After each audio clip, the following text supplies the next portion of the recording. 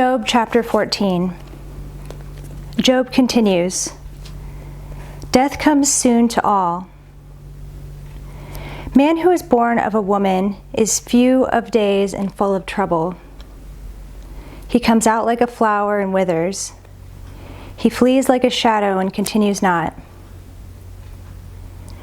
And do you open your eyes on such a one and bring me into judgment with you?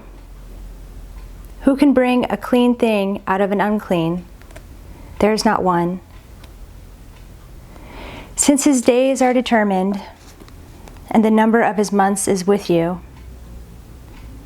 and you have appointed his limits that he cannot pass, look away from him and leave him alone, that he may enjoy, like a hired hand, his day.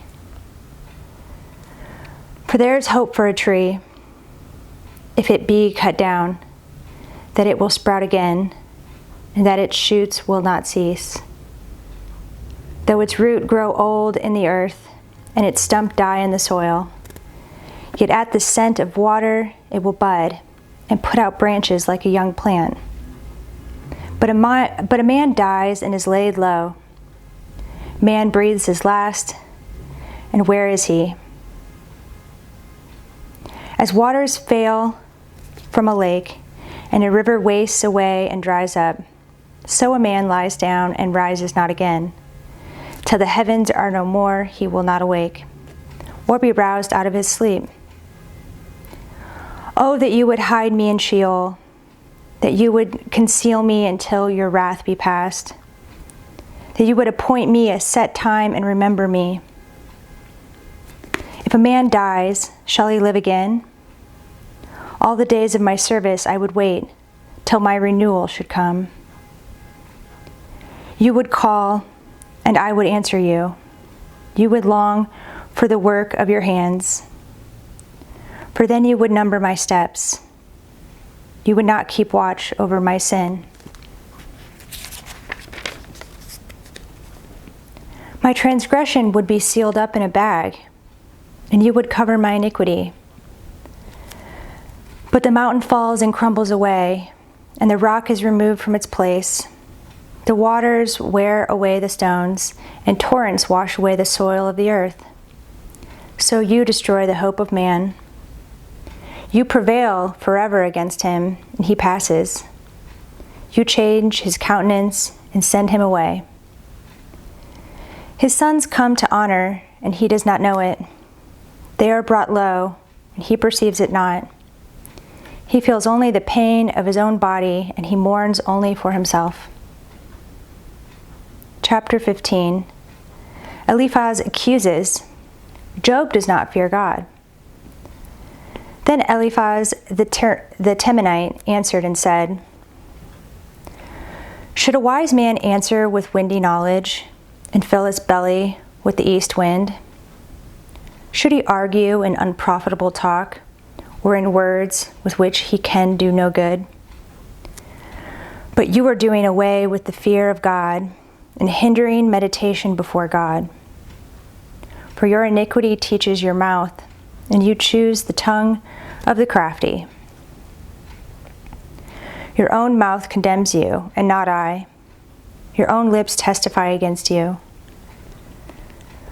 Are you the first man who was born?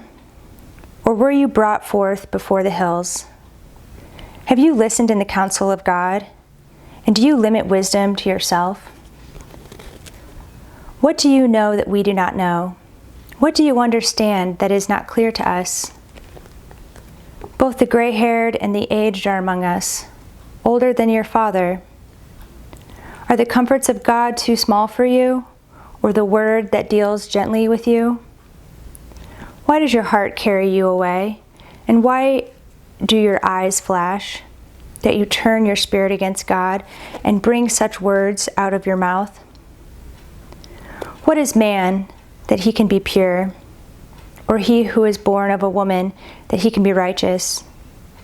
Behold, God puts no trust in his holy ones, and the heavens are not pure in his sight. How much less one who is abominable and corrupt, a man who drinks injustice like water. I will show you, hear me, and what I have seen I will declare, what wise men have told, without hiding it from their fathers, to whom alone the land was given, and no stranger passed among them. The wicked man writhes in pain all his days, through all the years that are laid up for the ruthless. Dreadful sounds are in his ears. In prosperity the destroyer will come upon him. He does not believe that he will return out of darkness, and he is marked for the sword. He wanders abroad for bread, saying, "Where is it?" He knows that a day of darkness is ready at his hand. Distress and anguish terrify him. They prevail against him like a king ready for battle. Because he has stretched out his hand against God and defies the Almighty, running stubbornly against him with a thickly bossed shield. Because he has covered his face with his fat and gathered fat upon his waist, and has lived in desolate cities, in houses that none should inhabit, which were ready to become heaps of ruins. He will not be rich, and his wealth will not endure, nor will his possessions spread over the earth. He will not depart from darkness. The flame will dry up his shoots, and the breath of his mouth he will depart, and by the breath of his mouth he will depart. Let him not trust in emptiness, deceiving himself, for emptiness will be his payment. It will be paid in full before his time, and his branch will not be green. He will shake off his unripe grape like the vine, and cast off his blossom like the olive tree. For the company of the godless is barren, and fire consumes the tents of bribery. They conceive trouble and give birth to evil, and their womb prepares deceit. Chapter 16. Job replies, "Miserable comforters are you." Then Job answered and said, "I have heard many such things. Miserable comforters are you all. Shall windy words have an end? Or what provokes you that you answer? I also could speak as you do, if you were in my place. I could join words together against you, and shake my head at you. I could strengthen you with my mouth, and the solace of my lips would assuage your pain. If I speak, my pain is not assuaged, and if I forbear, how much of it leaves me?